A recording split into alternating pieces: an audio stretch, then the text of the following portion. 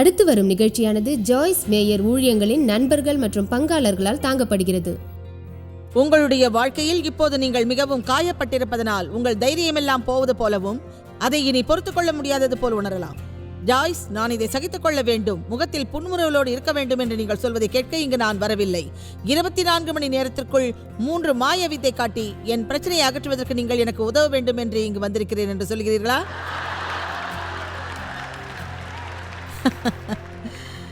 ஆமென். Joyce, ஒரு வார்த்தையை பெறுவதற்கு நான் இங்கு வந்தேன் என்று நீங்கள் சொன்னால் நல்லது. இப்போது ஒரு வார்த்தையை பெறுகிறீர்கள். நான் ஒருபோதும் வெளியேறப் போவதில்லை, நான் ஒருபோதும் விட்டுக் கொடுக்கப் போவதில்லை என்று சொல்லுங்கள்.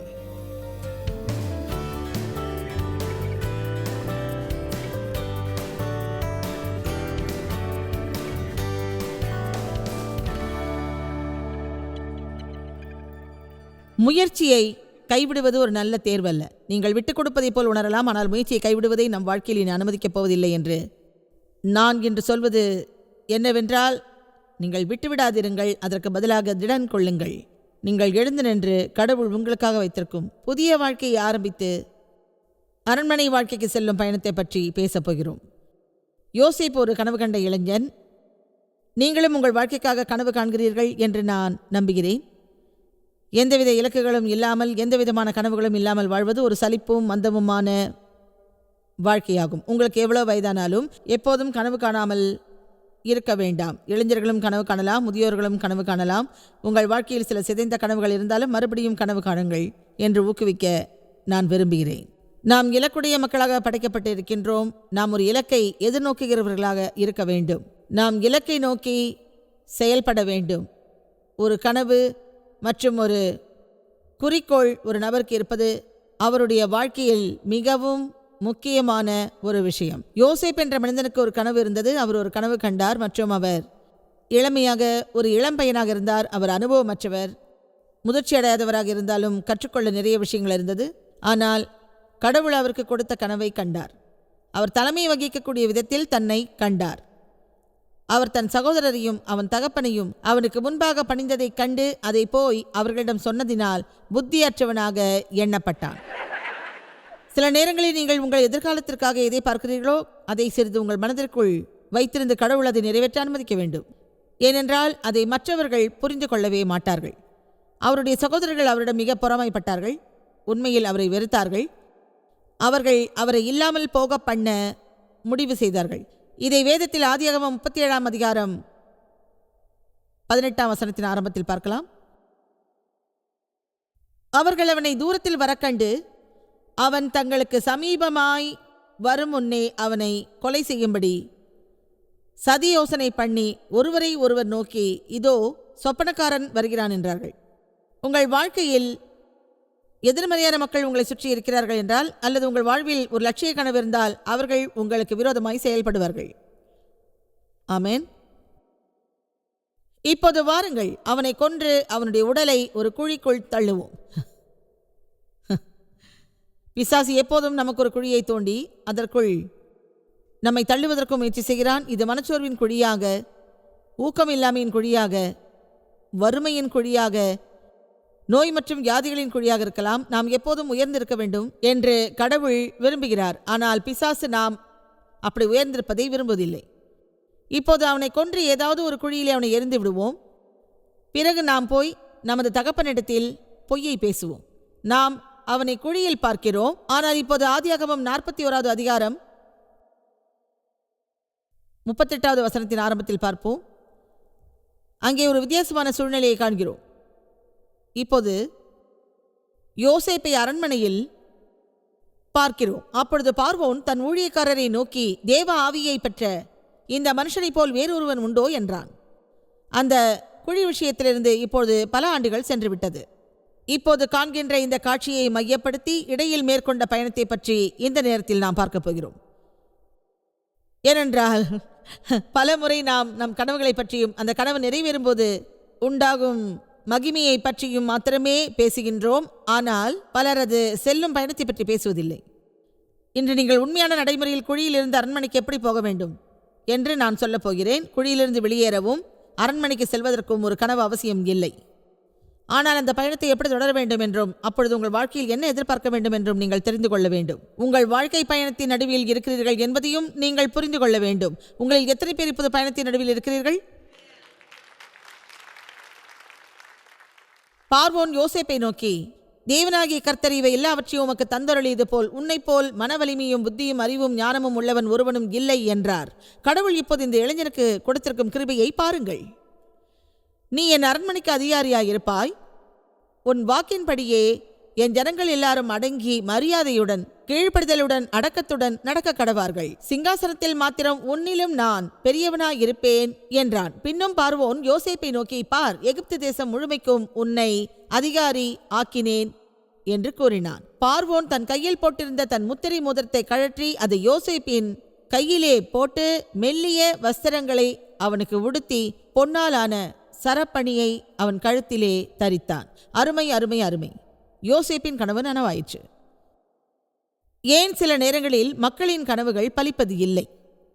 ஏனென்றால் யோசேப்பு குழியிலிருந்து அரண்மனை வரை செல்ல செய்ததைப் போல செய்ய அவர்கள் தயாராக இல்லை.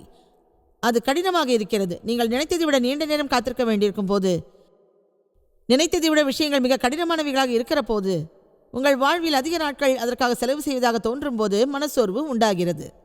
அது தொடர்ந்து கொண்டே இருக்கிறது.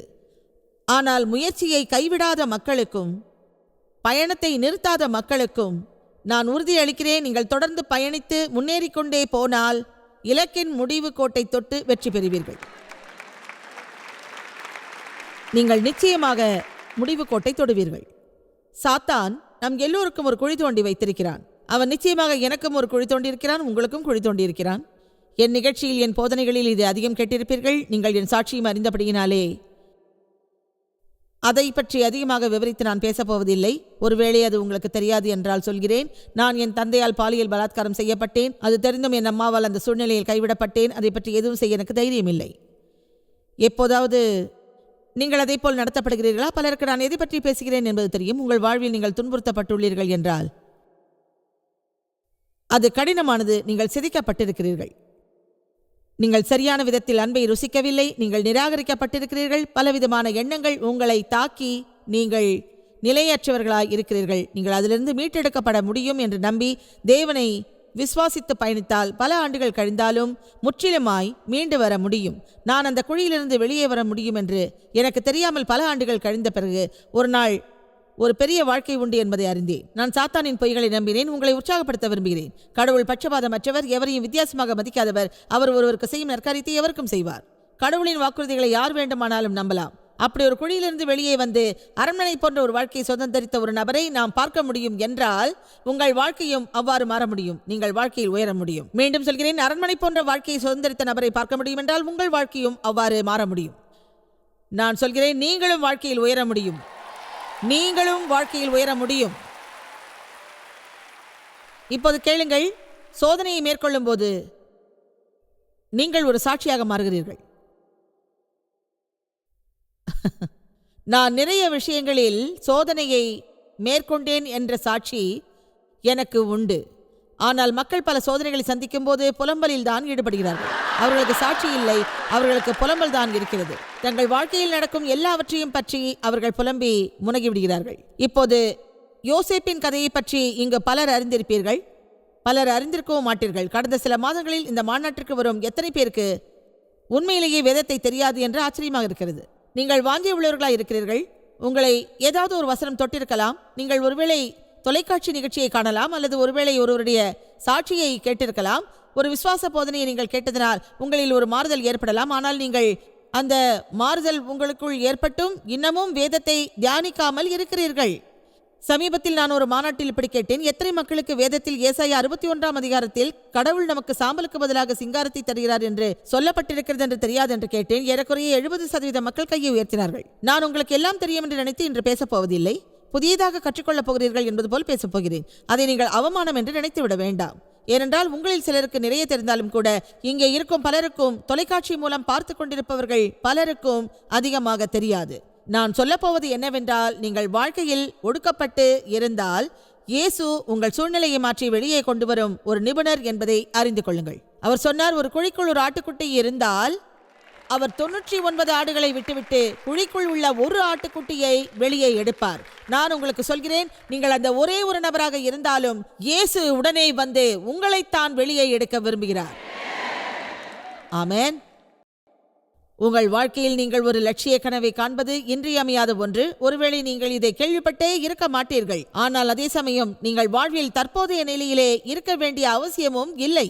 நீங்கள் முன்னேற்றம் அடைந்து ஒரு அற்புதமான வாழ்க்கையை அனுபவிக்க முடியும். நீங்கள் உண்மையாகவும் உறுதியோடும் விடாமுயற்சியோடும் இருக்க வேண்டிய நேரங்கள் இருக்கும். நீங்கள் சகித்திருக்க வேண்டிய காலங்களும் இருக்கும். ஆனால் முயற்சியை கைவிடாமல் இருங்கள். நேற்றைய தினம் நான் சொன்னது போல, கடவுளோடு வெற்றிகரமாக செல்வது ஒரு மின் தூக்கியில் சவாரி போவது போல அல்ல. அது விசுவாசத்தோடு ஒவ்வொரு படியாக நடப்பதாகும். நாம் எல்லாவற்றையும் புரிந்து கொள்ள மாட்டோம். இப்போது நீங்கள் இதை கவனமாக கேளுங்கள். இன்று இது முக்கியமான செய்தி. நீங்கள் எந்த சூழ்நிலையை கடந்தாலும் கடவுளை நம்புவீர்களானால் உங்கள் நன்மைக்காக அவர் அதை மாற்றுவார். உங்கள் நன்மைக்கு ஏதுவாக அதை செய்வார். கடவுளை பற்றி மிகவும் ஆச்சரியமான விஷயம் என்னவென்றால், அவர் ஒருபோதும் தவறு செய்வதில்லை. ஆனால் நாம் அவரை நம்பும்போது அவர் தவறான விஷயங்களை அகற்றி நன்மையினால் நிரப்பி விடுவார். யார் கெட்டவர்களை நீக்கி நல்ல விஷயங்களை தர முடியும்? கடவுள் மட்டுமே. நான் உங்களிடம் இதை எப்படி விளக்குவது என்று எனக்கு தெரியாது. ஆனால் இனிமேல் நான் வருந்துகிறேன், நான் தவறாக பயன்படுத்த மாட்டேன் என்று சொல்ல மாட்டேன். நான் அதை இனிமேலும் சொல்ல மாட்டேன். நான் உங்களிடம் சொல்கிறேன், அது என் மனதிற்கு எந்த அர்த்தத்தையும் தருவதில்லை. ஆனால் அதை நினைத்து நான் வருத்தப்படவே மாட்டேன். ஏனென்றால் கடவுள் என் வாழ்க்கையில் அந்த தீமையை அகற்றி என்னை நன்மையால் முடிசூட்டி இன்று இப்படிப்பட்ட நபராக நான் இருக்க எனக்கு உதவினார். இந்த சாட்சியை உங்கள் வாழ்வில் உதவுவதற்கு தேவன் என்னை பயன்படுத்துகிறார். நான் அடிக்கடி இதை சொல்கிறேன், நீங்கள் இன்று இதை பெற விரும்புகிறேன். இப்போது உங்கள் மோசமான எதிரி யார் என்று நீங்கள் நினைக்கிறீர்களோ அவரே உங்களுடைய சிறந்த நண்பராக இருந்திருக்கலாம். ஏனென்றால் நம் வாழ்வின் நல்ல நேரங்களில் மாத்திரமல்ல, கடினமான நேரங்களிலும் தேவனை நோக்கி பார்த்து நாம் ஆவிக்குரிய வாழ்க்கையில் வளர்கின்றோம். எக்காலத்திலும் தேவனே நமக்கு தஞ்சமானவர். யோசேப்பு சில கடினமான நேரங்களை கடந்து சென்றார். அவர் அந்த குழியிலிருந்து வெளியே எடுக்கப்பட்டார். அவர் அதை பற்றி மகிழ்ச்சி அடைந்தார். ஆனால் அடுத்த விஷயம் என்னவென்றால், அவர் அடிமையாக விற்கப்பட்டார். பின்னர் அவர் நீண்ட காலமாக போத்திபார் வீட்டில் ஒரு அடிமையாக இருந்தார்.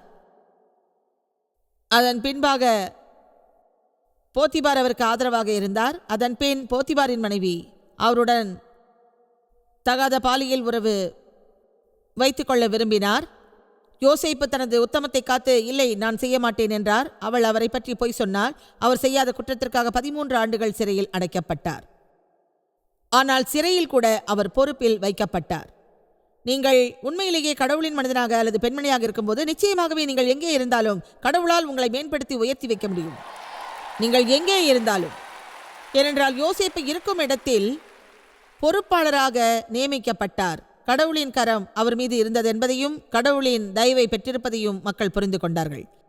யோசேப்பின் அணுகுமுறை என்னவென்பதையும் அவருடைய எண்ணங்கள் என்னவென்பதையும் அந்த காலங்களில் அவர் எப்படி நடந்து கொண்டார் என்பதையும் பற்றி உண்மையான பதிவு எதுவும் இல்லை. ஆனால் வேதத்தின்படி அவர் ஒரு நல்ல கண்ணோட்டத்தை வைத்திருக்கும் ஒரு நல்ல நேர்மறையான நபராக இருந்தார் என்று மிக தெளிவாக தெரிகிறது. இறுதியில் எல்லாம் முடிந்த போது அவர் சகோதரர் வந்து அவன் முன்பாக பணிந்து கொண்ட போது அவர் தேசத்தில் உணவு தானியங்களுக்கு பொறுப்பாளனாக இருந்தார். அவர்கள் பட்னியாக இருந்தார்கள். அவர்களுக்கு உணவு தேவையா இருந்தது. அவன் தன் சொப்பனத்தில் கண்டதை போல் அவர்கள் யோசேப்புக்கு முன் மண்டியிட்டு மிகவும் மனம் வருந்தி இருந்தார்கள். அவர்களிடம் அவர் சொன்னார், வேதத்தில் ஆதியாகமம் 50:20 நீங்கள் எனக்கு தீமை செய்ய நினைத்தீர்கள், ஆனால் தேவனோ எனக்கு நன்மையே முடிவு பண்ணினார். நீங்கள் எனக்கு தீமை செய்ய நினைத்தீர்கள், தேவனோ இப்பொழுது நடந்து வருகிறபடியே வெகு ஜனங்களை உயிரோடை காக்கும்படிக்கு அதை நன்மையாக முடிய பண்ணினார் என்று இருந்தது. நான் அந்த கடின பாதையில் சென்றிராமல் இருந்தால் நான் இன்று இங்கே நின்றிருப்பேனா என்று என்னால் உறுதியாக சொல்ல முடியாது. இன்று இதை நான் செய்ய அது எனக்கு உதவியது. உங்களுக்கு ஒன்று தெரியுமா? கடவுள் தீங்கிழைக்க மாட்டார். ஆனால் நீங்கள் கடவுளை நம்பினால் இன்று உங்கள் வாழ்க்கை எந்நிலையில் இருந்தாலும் சரி, எவ்வளவு மனக்காயத்தையும் வேதனையும் தாங்க முடியாத துயரத்தையும் சுமந்து கொண்டிருந்தாலும் சரி, என்னை பார்த்து நீங்கள் இப்படியெல்லாம் மனதிற்கு வந்த வார்த்தையை சொல்லாதீர்கள். ஜாய்ஸ், நான் இதை சகித்துக் கொள்ள வேண்டும், முகத்தில் புன்முறுவலோடு இருக்க வேண்டும் என்று சொல்லாதீர்கள். 24 மணி நேரத்திற்குள் 3 மாய வித்தை காட்டி என் பிரச்சனையை அகற்றுவதற்கு எனக்கு உதவ வேண்டும் என்று நீங்கள் நினைக்காமல் இருங்கள்.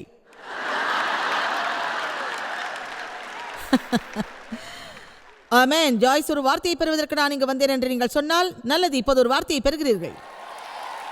நான் ஒருபோதும் வெளியேறப் போவதில்லை, நான் ஒருபோதும் விட்டுக் கொடுக்கப் போவதில்லை என்று சொல்லுங்கள். சாத்தானே, நீ வேறு யாரையாவது தொந்தரவு செய், ஏனென்றால் நான் இந்த குழியிலிருந்து அரண்மனைக்கு செல்லப் போகிறேன். உன்னால் என்னை நிறுத்த முடியாது. நீங்கள் போதுமான உறுதியை கொண்டிருந்தால் என்ன நடக்கும் என்று உங்களுக்கு ஆச்சரியமாக இருக்கிறது.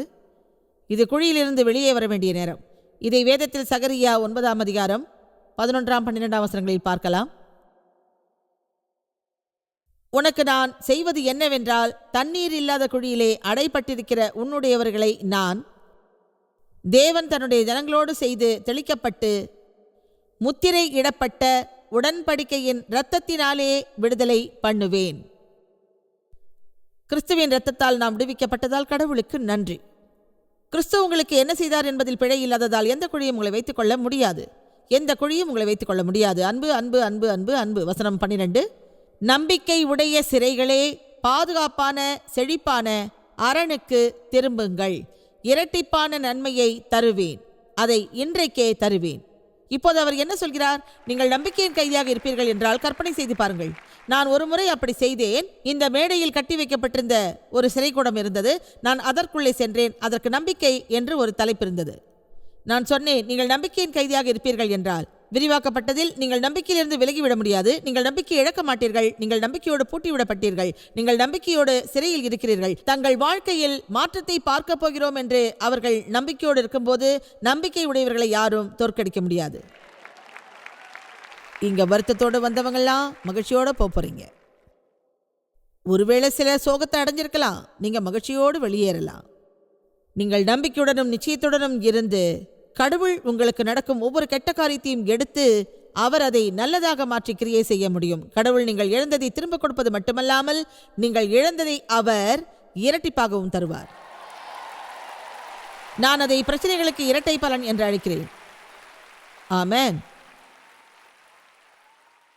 உங்களுக்கு தெரியும், பிசாசு எப்போதும் குழிகளில் நம்மை வீழ்த்த முயற்சி செய்கிறான். ஏனென்றால் வெளிப்படையாக அவன் முடிவு ஆழ்குழியில்தான் என்று அவன் அறிவான். அங்கு போக நேரமில்லை. ஆனால் வெளிப்படுத்தல் 20ஆம் அதிகாரத்தில் முதல் 3 வசனங்கள் கூறுகிறது, 1000 ஆண்டுகளுக்கு குழியில் அவன் கட்டப்படுகிறதை தெளிவாக விளக்கம் கொடுக்கிறது. அவன் குழிக்கு செல்லும் வழியில்தான் இருக்கிறான். அதனால்தான் அவன் நம்மையும் வஞ்சிப்பதற்கு முயற்சிக்கிறான். நீங்கள் குழிக்கு செல்லாமல் கோபத்திலிருந்து விடுதலை ஆனீர்கள். ஆமென். இப்போது நீங்கள் குழி முனையிலிருந்து அரண்மனைக்கு செல்கிறீர்கள் என்பதை என்னோடு தீர்க்கமாய் நம்ப வேண்டும். இதை என்று நிலைநாட்ட வேண்டும். ஏனென்றால் நீங்கள் வெற்றி பெற வேண்டும் என்று விரும்புகிறேன். அது கொஞ்சம் கடினமாக இருக்கும்போது நடுவில் எங்காவது நின்றுவிட்டு பின்னர் மறுபடியும் முதலிலிருந்து துவங்கும் ஒரு நபராக இருக்காதீர்கள். இதை சொல்வது ஏனென்றால் குழியில் இருந்து அரண்மனை செல்லும் வரையில் நிச்சயம் சோதனை இருக்கும். அது நம் குணாதிசயத்தை சோதிக்கும். தேவனுக்கு பூமியில் பிரதிநிதிகளாயிருக்க அவர் ஆண்களையும் அது மட்டுமல்ல மற்றும் பெண்களையும் உருவாக்குகிறார். 1976இல் கடவுள் என் வாழ்க்கையை தொட்டார். நான் உலகெங்கும் சுவிசேஷத்தை பிரசங்கிக்கப் போகிறேன் என்று கடவுளிடமிருந்து ஒரு உண்மையான வார்த்தையை பெற்றேன். அப்போது அது முற்றிலுமாக நம்ப முடியாதது, சாத்தியமற்றது. அது கடவுளாக இல்லை என்றால் அது என் வாழ்வில் நடைபெறுவதற்கான சாத்தியமே இல்லை. தேவ அழைப்பை கேட்ட நானும் பெரும்பாலான மக்கள் நினைத்ததையே நினைத்தேன். நிச்சயமாக அடுத்த நாள் நான் காலை படுக்கை விட்டு எழுந்தவுடன் பெரிய ஊழியத்தை ஆரம்பிப்பேன் என்று நினைக்கவில்லை. உங்களுக்கு அது அப்படி நடக்கவில்லை என்று தெரியும். நான் அமைதியாக ஆண்டுகளை கழித்தேன். பல ஆண்டுகளாக நானும் என் தேவனும் மட்டும் அந்த கனவை தியானித்தோம். பிசாசு சந்தேகத்தை எனக்குள் விதைத்தான். அவ்வப்போது சிறிய வாய்ப்புகள் கிடைக்கும். நான் 5 ஆண்டுகளாக ஒரு வீட்டில் ஜெபக்கூட்டம் நடத்தினேன். பிறகு 2வது இடத்திலும் ஆரம்பித்தேன். பின்னர் கடவுள் என்னை ஒரு அலமாரியில் வைத்து பூட்டியது போல் ஒரு ஆண்டு நான் எதுவும் செய்யவில்லை. அது கடினமாக இருந்தது. நான் ஒரு தேவாலயத்தில் வேலைக்கு சேர்ந்து மற்றொருவரின் அதிகாரத்தின் கீழ் வந்து 5 ஆண்டுகள் பணிபுரிந்தேன். பின்னர் தேவன் நான் வெளியே செல்ல வேண்டும் என்று விரும்புகிறார் என்று உணர்ந்து ஊழியத்தை வடக்கு, தெற்கு, கிழக்கு மற்றும் மேற்கு என்று எல்லா திசையிலும் செல்ல விரும்பினேன். தேவாலயத்திலிருந்து சம்பளம் எதுவும் கிடைக்கவில்லை. என் காசோலைக்காக கடவுளை நம்ப வேண்டும். நான் பல சிறிய கூட்டங்களை நடத்தினேன். யாரும் வர விரும்பாத இடங்களில் அது நடந்தது. இந்த அழகான மக்களை இன்று அரங்கில் பார்க்க நன்றாக இருக்கிறது. இதுதான் அரண்மனை நண்பர்களே. ஆனால் நான் இந்த குழியிலிருந்து அரண்மனைக்கு செல்லும் வழியில் நிறைய விஷயங்களை செய்ய வேண்டியிருந்தது. சென்ற இடங்களுக்கு நீங்கள் உற்சாகமாக வந்திருக்க மாட்டீர்கள். ஏனென்றால் அந்த இடங்கள் எப்படி இருந்ததென்று எங்களுக்கு தான் மிக நன்றாக தெரியும். ஏனென்றால் நாங்கள் அந்த சிறிய மண்டபங்களுக்கு சென்று முந்தைய இரவு விருந்தில் தரையில் இருந்த எச்சிலை சுத்தம் செய்ய நினைத்தோம். நான், தேவ் மற்றும் ஆராதனை தலைவராக இருந்த ஒரு பையன் என்று மூவர் மாத்திரம்தான். அன்றிருந்த சூழ்நிலையில் அந்த இடத்தை சுத்தம் செய்வதற்கு நாங்கள் மூவர் மட்டும்தான் மிகவும் கடுமையாக உழைத்தோம். தேவ் ட்ரக் ஓட்டுவார், அவர் எல்லா பொருட்களையும் நகர்த்துவார். நான் பிரசங்கித்தேன், நான் மக்களுக்காக பிரார்த்தனை செய்தேன், நான் ஊழியம் செய்தேன். ஆராதனை வீரர் பாடுவார், கிட்டார் வாசிப்பார், பியானோ வாசிப்பார். அவர் ஒரு ட்ரம் இயந்திரத்தையும் ஒரு காலால் வாசிப்பார். அவர் ஒருவரே இசைக்குழுவாக இருந்தார். ஆமென். அன்று மட்டுமல்ல, அதை நான் பல ஆண்டுகளாக செய்து வந்தேன். இன்று மேட் ரெட்மேன் நம்முடன் உள்ளார். அவர் உலகின் மிகப்பெரிய ஆராதனை தலைவர் மற்றும் பாடலாசிரியர்களில் ஒருவர். ஒரு சில வாரங்களில் எங்களுடன் இஸ்ரேல் ஹூட்டன் இருக்கப் போகிறார் மற்றும் கடந்த வாரம் மார்ட்டின் ஸ்மித் நம் மத்தியில் இருந்தார். பல தேவ மனிதர்கள் நமக்கு ஊழியம் செய்துள்ளார்கள். கலிபோர்னியாவில் இருந்து ஜீசஸ் கல்ச்சரல் குழுவினர் வந்திருந்தார்கள். எனவே இப்போது சிறந்ததை நாங்கள் பெற முடியும். ஆனால் ஒன்று சொல்லட்டும், பல வருடங்களாக தன் கைகளாலும் கால்களாலும் எல்லாவற்றையும் செய்யக்கூடிய பையன்தான் இருந்தான். ஒரே ஒருவன். நான் அப்போது மிக சோர்வுற்றேன். நான் சொல்வதை நீங்கள் கேட்க வேண்டும். நான் மிக களைப்பாக இருந்தேன். உங்களுக்கு ஒரு பெரிய தரிசனம் இருக்கும்போது சிறு காரியங்களில் உற்சாகமாக இருப்பதில்லை. புரிகிறதா? உங்கள் வாழ்விலும் ஒரு பெரிய தரிசனம் இருக்கலாம். அது கடனிலிருந்து வெளியேறுகிறதா, திருமணம் செய்து கொள்வதா, அல்லது உங்கள் குழந்தைகள் ரட்சிக்கப்படுவதா, உங்கள் வீட்டை சுத்தம் செய்வதா, எதுவாக இருந்தாலும் சரி, அதை பிரசங்கிக்க வேண்டிய அவசியமில்லை. ஆனால் நீங்கள் இப்போது இருப்பதை விட விசாலப்படும் ஒரு தரிசனம் கிடைத்துவிட்டது என்று நான் நம்புகிறேன். நிச்சயமாக நம்புகிறேன். உங்கள் கனவுகள் நிறைவேறுவதை பார்ப்பதற்கு முன் அவர் உங்களுக்கு கனவின் ஒரு சிறிய பங்கை பார்க்க உதவி செய்வார். அது நமக்கு நம்பிக்கையை தரும். நம்பிக்கை என்ற சிறு ஒளித்துளியை வைத்துக்கொண்டு உங்கள் வாழ்வின் இலக்கை நீங்கள் அடைந்து விடுவீர்கள். நமக்கு நம்பிக்கையை தரும் கடுகளவு விசுவாசத்தை கொண்டு தேவ வார்த்தையை விசுவாசித்து நாம் கனவுகளின் நிறைவேறுதலை நிச்சயமாக காண்போம். அதுவே உண்மை.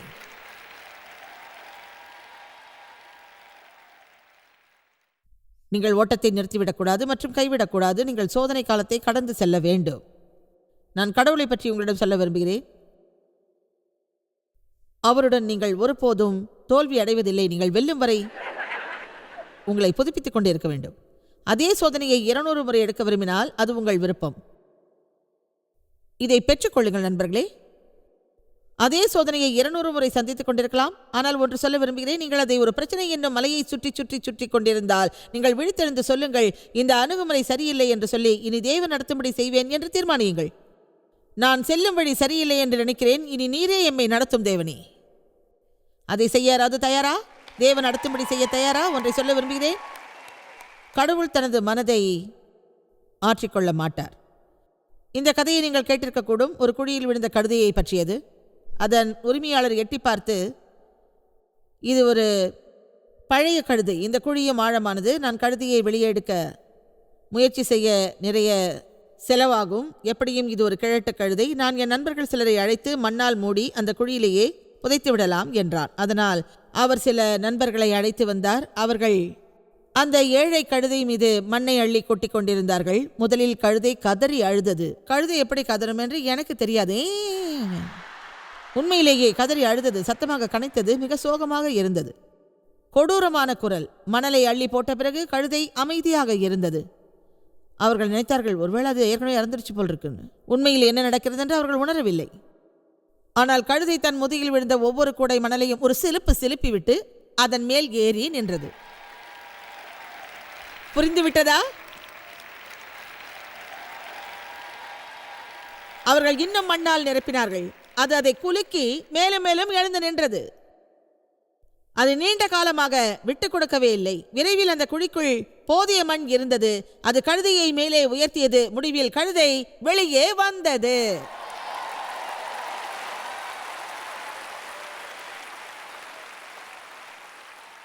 இப்போது நீ உன் மீது தூக்கி எறியப்படும் அழுக்கை கொண்டு என்ன செய்ய போகிறாய் என்று எனக்கு தெரியாது. ஆனால் நான் அதன் மேல் நின்று அரண்மனைக்கு செல்ல தீர்மானித்தேன். நீங்களும் அதையே செய்ய வேண்டும்.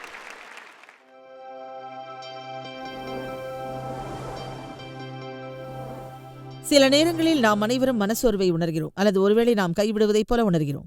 ஆனால் இன்றைய தினம் அது நீங்கள் என்றால் உங்கள் சூழ்நிலையிலும் தேவன் உண்மையுள்ளவர் என்பதை தெரிந்து கொள்ள வேண்டும் என்று விரும்புகிறேன். உண்மையில் ரோமர் 8:28 படி கடவுள் உங்கள் சூழ்நிலையை பயன்படுத்தி உங்களை சாட்சியாக வைக்க முடியும்.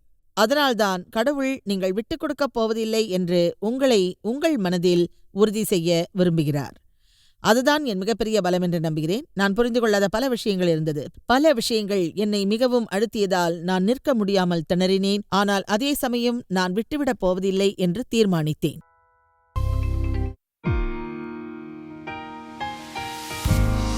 இந்த ஊழியத்தை உலகமெங்கும் சாத்தியமாக்கும் நண்பர்களுக்கும் பங்காளர்களுக்கும் எங்களது நன்றியையும் பாராட்டுகளையும் தெரிவிக்கிறோம். ஒன்றாய் இணைந்து நாம் பசியுள்ளவர்களை போஷித்து உடைகளை கொடுத்து தேசங்களுக்கு சுவிசேஷத்தை சொல்லி வருகிறோம். எங்களை தொடர்பு கொண்டு www.jmmindia.org-இல் உங்கள் ஜெப தேவைகள் மற்றும் எங்களின் வெளியீடுகள் பற்றி அறிந்து ஜாய்ஸ் அவர்கள் நிகழ்ச்சிகளை அறிந்து எங்களோடு இணைந்து தேவ அன்பை உலகிற்கு பரவச் செய்யுங்கள்.